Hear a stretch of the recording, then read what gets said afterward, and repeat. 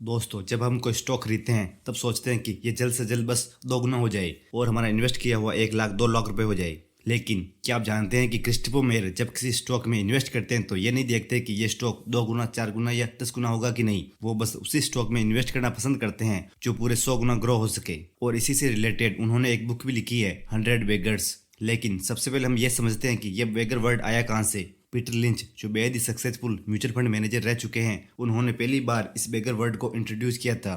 क्योंकि एक तरफ पूरी दुनिया के एनालिस्ट ये ढूंढते हैं कि कौन सा स्टॉक अगले कुछ महीनों में 10 या 20% प्रॉफिट कमा सकता है, जिससे आपको आपके इन्वेस्टमेंट पर, जैसे 50,000 रुपये के इन्वेस्टमेंट पर 5 से 10,000 रुपये का प्रॉफिट मिल सकता है। लेकिन पीटर लिंच ने इन्वेस्टिंग की फिलोसॉफी को ही बदल दिया, क्योंकि वो ऐसे स्टॉक ढूंढते थे जो उन्हें 10 या 20% नहीं बल्कि 10 से 20 गुना का प्रॉफिट दे सके।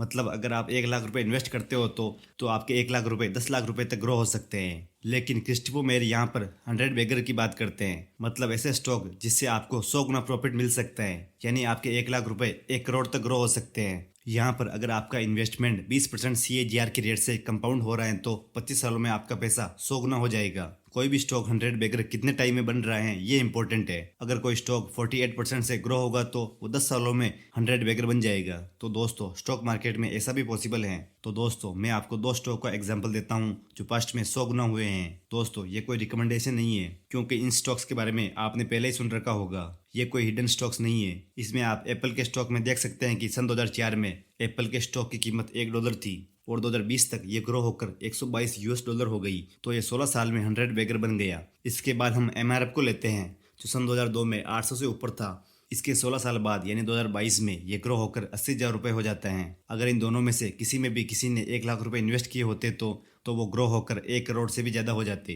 और इसी के साथ अगर हमने गोल्ड में इन्वेस्ट किया होता तो हमारा पैसा 100 बेगर होने में 50 साल लग जाते। लेकिन दोस्तों, हम स्टॉक्स में इन्वेस्ट इसीलिए करते हैं क्योंकि हमें वेल्थ क्रिएट करनी है। तो हम ऐसे स्टॉक्स में इन्वेस्ट करना चाहेंगे जो कम से कम 20 से 25 सालों में 100 गुना इंक्रीज हो जाए। अगर कोई उससे जल्दी इंक्रीज हो जाए तो बहुत ही बढ़िया। तो जब आप कोई स्टॉक अपने पोर्टफोलियो में ऐड करते हो तो आपको ये सोचना चाहिए कि ये स्टॉक 20 से 25 सालों में 100 बेगर बन सकता है। अगर आपका आंसर ना है तो आपको उस स्टॉक में इन्वेस्ट नहीं करना चाहिए और ऐसे स्टॉक को अपने पोर्टफोलियो में जगह ना ही दे तो बेटर है, क्योंकि उससे अच्छा तो आप इंडेक्स फंड या म्यूचुअल फंड के साथ जा सकते हैं, जिसमें आपको 15% का रिटर्न मिल ही जाता है। अब मैं आप लोगों के साथ इस बुक के 3 इंपॉर्टेंट लेसन शेयर करता हूँ, क्योंकि इस बुक को लिखने के लिए ऑथर ने 1962 से लेकर 2014 तक के सारे 100 बेगर स्टॉक्स को स्टडी किया और उनमें कुछ कॉमन चीज़ें नोटिस की जो उन्होंने इस बुक में शेयर करी हैं, जो आज मैं इस वीडियो में बताने वाला हूँ। तो पहला लेसन ये है कि ऐसी कंपनी को ढूंढना है जिसके मैनेजमेंट के पास ये 2 चीज़ें हों। पहला है स्किन इन द गेम, मतलब उस एरिया में बिजनेस करने की एक्सपर्टीज हो। और सेकंड है हाई प्रमोटर होल्डिंग, उनकी हिस्सेदारी कंपनी में ज़्यादा से ज़्यादा हो।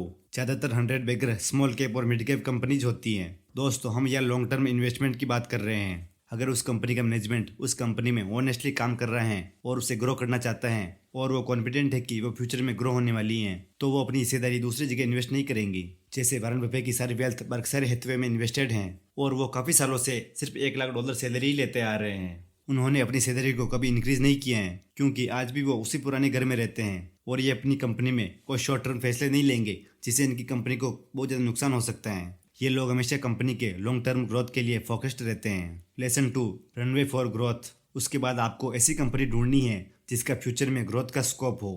कंपनी के पास हमेशा री इन्वेस्टमेंट अपॉर्चुनिटी होनी चाहिए, मतलब कि वो अपने प्रॉफिट को हमेशा री इन्वेस्ट करे, जिससे कंपनी फ्यूचर में काफ़ी ग्रो हो सके अपने कंपटीटर के मुकाबले। दोस्तों, अब हम इस बुक के सबसे इंपॉर्टेंट लेसन की तरफ आते हैं। तीसरी कॉमन चीज़ जो सारे 100 बेगर शेयर में होती है, उनकी सेल्स और अर्निंग ग्रोथ के साथ उनका PE रेशियो भी ग्रो होना चाहिए। इसका मतलब ये है कि आपको एक हाई ग्रोथ स्टॉक को कम PE रेशियो पर खरीदना होगा और जब मार्केट उस कंपनी की वैल्यू को समझेगा तो ज़्यादा से ज़्यादा लोग उसमें इन्वेस्ट करेंगे, जिससे आपको डबल प्रॉफिट होगा। क्योंकि मल्टी बेगर रिटर्न कमाने के लिए 2 ग्रोथ के इंजन आपके लिए एक साथ काम करने चाहिए। अगर आपको स्टॉक मार्केट से 100 बेगर रिटर्न कमाने हैं तो ये काम थोड़ा मुश्किल हो सकते हैं, क्योंकि जो कंपनी अच्छी रेट से ग्रो हो सकती है वो ज़्यादातर आपको महंगे प्राइस पर मिलेगी। तो इसका सिंपल सॉल्यूशन ये है कि आपको कोई अनपॉपुलर स्टॉक पर नज़र डालनी होगी। पर इनमें इन्वेस्ट करना इतना आसान नहीं होता है, क्योंकि आप इसमें ज़्यादा अमाउंट डाल नहीं पाओगे, क्योंकि आपको पैसा लूज होने का डर हमेशा रहेगा, जो कि सही भी है। और अगर आपने पैसा डाल भी दिया तब भी आप टेंशन में रहोगे और छोटे मोटे फ्लक्चुएशन से आपको प्रॉब्लम होगी। तो इसीलिए ऑथर यहाँ पर एक बात कहते हैं कि स्टॉक से मोटा पैसा कमाने के लिए, यानी अपनी वेल्थ को 100 गुना ग्रो करने के लिए, आपके पास एक अच्छा विजन होना चाहिए, स्टॉक्स खरीदने का साहस होना चाहिए और लॉन्ग टर्म तक होल्ड रखने का पेशेंस होना चाहिए। और इन तीनों में पेशेंस सबसे ज़्यादा इंपॉर्टेंट है। दोस्तों, स्टॉक मार्केट में पेशेंस बहुत ही इंपॉर्टेंट है, आपके इंटेलिजेंस से भी। वॉरेन बफेट इंटेलिजेंट तो थे ही, पर उन्होंने अपनी पेशेंस की वजह से इतना प्रॉफिट कमाया। इमोशंस को कंट्रोल करना सबसे ज़्यादा मुश्किल होता है और ज़्यादातर लोग इसी में फेल होते हैं। जब आपके पास पेशेंस आ जाएगा, उसके बाद आपको अपनी नॉलेज पर फोकस करना होगा, जिससे आप भी अपने स्टॉक्स पर ज़्यादा रिटर्न कमा पाओगे। दोस्तों, अगर आपने अपना डीमैट अकाउंट नहीं खोला है तो मैंने डिस्क्रिप्शन में लिंक दे रखी है, वहाँ से आप क्लिक करके अपना डीमैट अकाउंट खोल सकते हैं। दोस्तों, आज की वीडियो में बस इतना ही। उम्मीद करता हूँ वीडियो पसंद आई होगी। वीडियो को लाइक करें, चैनल को सब्सक्राइब करें। Thanks for watching.